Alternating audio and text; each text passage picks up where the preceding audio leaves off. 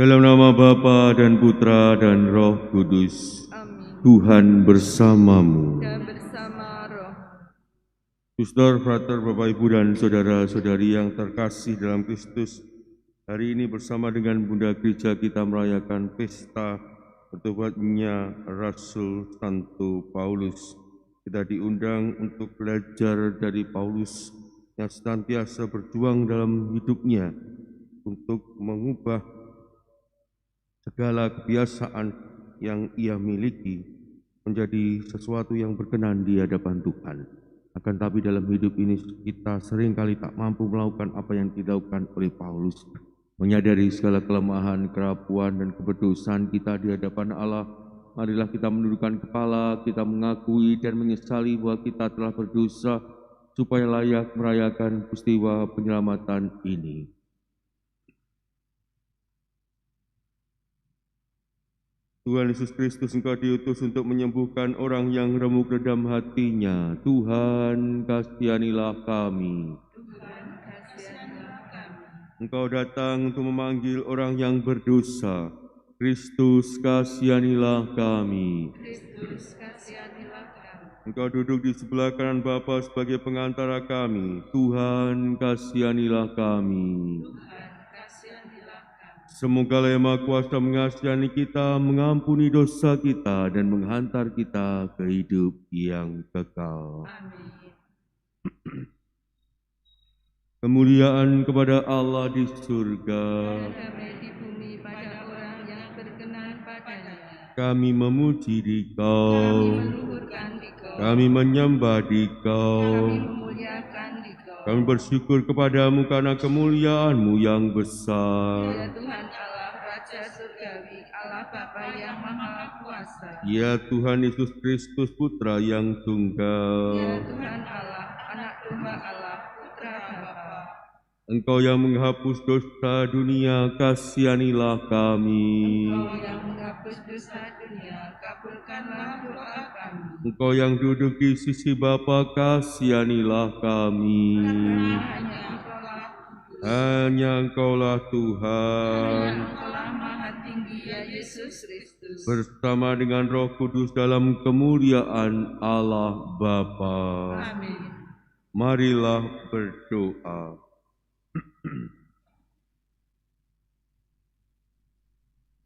Allah Bapa kami, cahaya dunia, Engkau telah mengucapkan sabda-Mu dari hati ke hati, dari bangsa kepada bangsa, dengan pewartaan Rasul Paulus. Kini kami mengenangkan pertobatannya dan mohon agar kami pun Kau tobatkan dan Kau panggil. Dengan pengantaran Tuhan kami Yesus Kristus, Putra-Mu yang hidup dan berkuasa bersama Dikau dalam persatuan Roh Kudus, Allah sepanjang segala masa. Amin. Kita duduk untuk mendengarkan sabda Tuhan.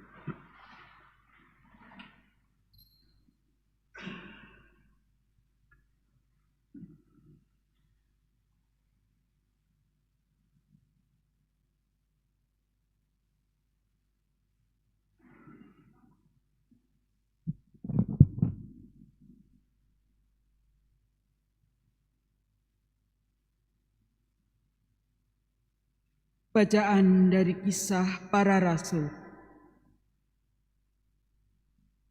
Pada waktu itu, Paulus membela diri di hadapan orang-orang Yahudi.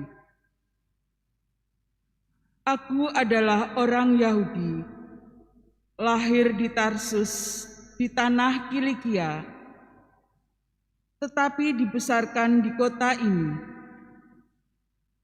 Aku dididik dengan teliti di bawah pimpinan Gamaliel dalam hukum nenek moyang kita, sehingga aku menjadi seorang yang giat bekerja bagi Allah, sama seperti kamu semua pada waktu ini. Aku telah menganiaya pengikut-pengikut jalan Tuhan sampai mereka mati. Laki-laki dan perempuan kutangkap dan kuserahkan ke dalam penjara. Tentang hal itu, baik imam agung maupun majelis tua-tua dapat memberi kesaksian.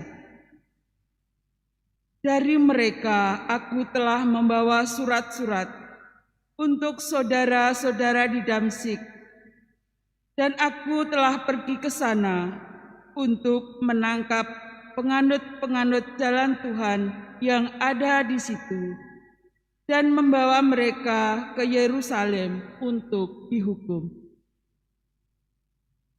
Tetapi dalam perjalananku ke sana, ketika aku sudah dekat Damsyik, yaitu pada waktu tengah hari, tiba-tiba memancarlah dari langit cahaya yang menyilaukan mengelilingi aku. Maka rebahlah aku ke tanah, dan aku mendengar suatu suara yang berkata kepadaku, "Saulus, Saulus, mengapakah engkau menganiaya aku?" Jawabku, "Siapakah engkau, Tuhan?"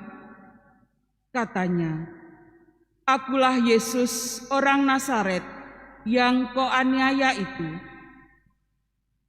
Mereka yang menyertai aku memang melihat cahaya itu, tetapi suara Dia yang berkata kepadaku tidaklah mereka dengar.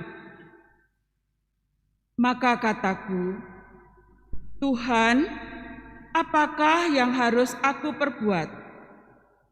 Kata Tuhan kepadaku, "Bangkitlah dan pergilah ke Damsyik. Di sana aku memberitahukan kepadamu segala sesuatu yang ditugaskan kepadamu. Sebab aku tidak dapat melihat oleh karena cahaya yang menyilaukan mata itu, maka kawan-kawan seperjalananku memegang tanganku dan menuntun aku ke Damsyik. Di situ ada seorang bernama Ananias, seorang saleh yang hidup menurut hukum Taurat dan dikenal baik di antara semua orang Yahudi yang ada di situ. Ia datang berdiri di dekatku dan berkata, "Saulus, saudaraku, bukalah matamu dan melihatlah." Dan seketika itu juga aku melihat kembali dan menatap dia. Lalu katanya, "Allah nenek moyang kita telah menetapkan engkau untuk mengetahui kehendak-Nya, untuk melihat yang benar, dan untuk mendengar suara yang keluar dari mulut-Nya. Sebab engkau harus menjadi saksinya terhadap semua orang tentang apa yang kau lihat dan kau dengar. Sekarang, mengapa engkau masih ragu-ragu? Bangunlah, berdirilah, berilah dirimu dibaptis, dan berserulah kepada nama Tuhan, maka dosa-dosamu dihapuskan." Demikianlah sabda Tuhan. Syukur pada Allah.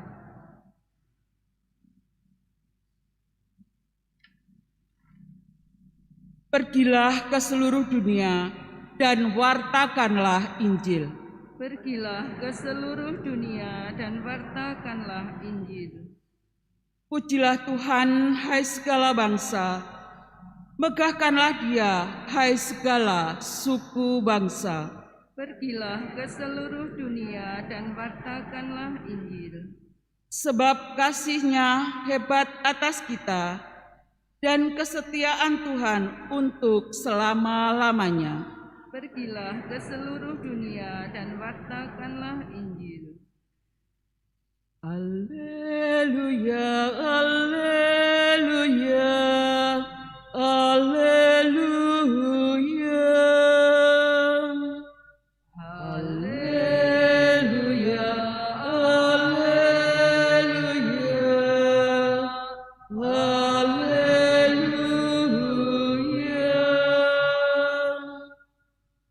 Bukan kamu yang memilih aku, tetapi akulah yang memilih kamu. Aku telah menetapkan kamu, supaya kamu pergi dan menghasilkan buah, dan buahmu itu tetap.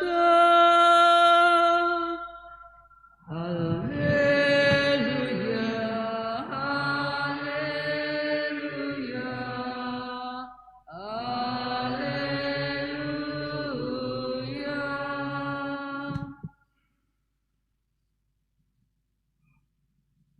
Tuhan bersamamu.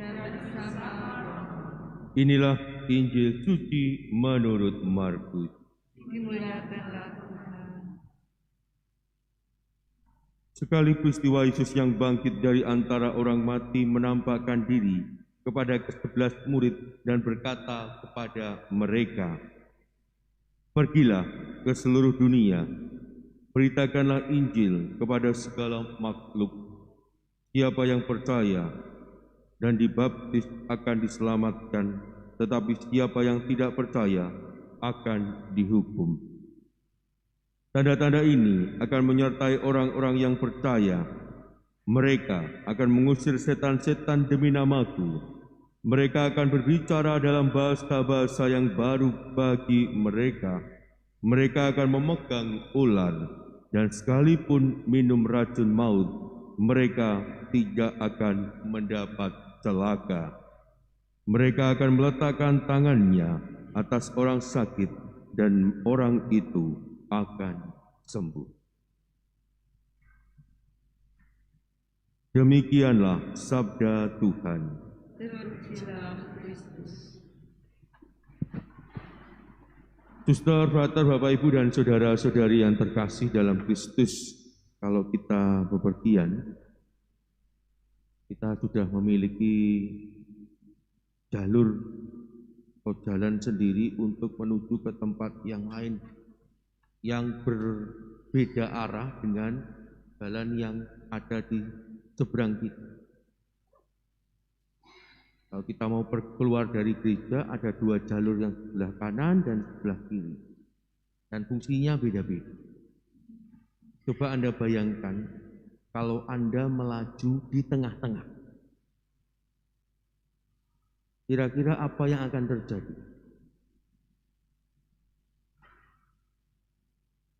Ketika Anda melaju tidak di samping kanan, tidak di kiri, tapi di tengah-tengah, kira-kira apa yang akan terjadi? Yang terjadi adalah Anda sedang membahayakan diri Anda, dan Anda sedang membahayakan orang lain.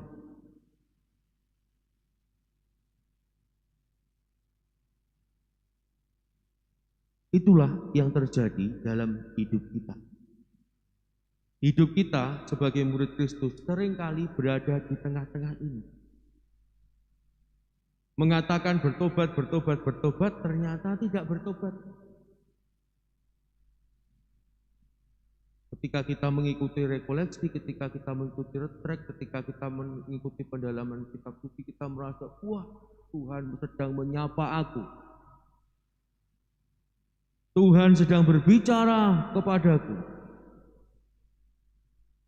Aku harus bertobat. Mulai bergeser. Ternyata gesernya tidak sepenuhnya. Dan itulah yang seringkali terjadi dalam hidup kita. Hari ini kita diajarkan oleh Tuhan dalam pesta bertobatnya Rasul Paulus. Bagaimana pertobatan yang sejati itu? Pertobatan yang sejati bukan pertobatan yang hanya dikatakan saja, tetapi sungguh-sungguh pertobatan yang dilakukan dan perubahannya sungguh-sungguh berbalik dari apa yang tidak dikehendaki oleh Tuhan menjadi apa yang dikehendaki oleh Tuhan. Dan bagaimana caranya?